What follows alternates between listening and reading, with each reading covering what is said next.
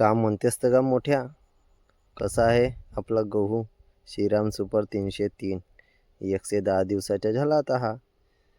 पण यात एक वाईट गोष्ट आहे राव. च्या माय बहिण्या रानडुकरी आणि उंदराचा खूप प्रकोप वाढलाय. रोज रात्री रानडुकरी येते या गावामधून, या इकडून घुसते नांदीमध्ये येणं, त्या तिकडे जाऊन निघते. आणि सोबतच उंदीर मामानं तर पूर्ण गव्हाची कातरणच सुरू केली आहे. हार्वेस्टरच्या काम उंदीर मामाच करत आहे. तर त्याले थोडंसं आपण ह्या डांबराच्या गोळ्याचे वास देणार आहोत.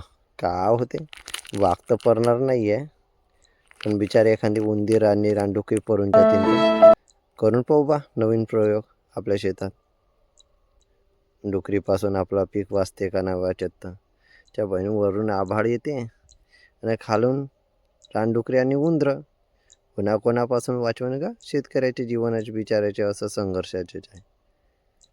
या माय बहीण एवढं कष्ट करून पिकवा आणि हातात आलेलं पीक तर तो वाराधून पाऊस घेऊन जाते, नाही तर मग या रानडुकरी आणि उंदरं घेऊन जाते.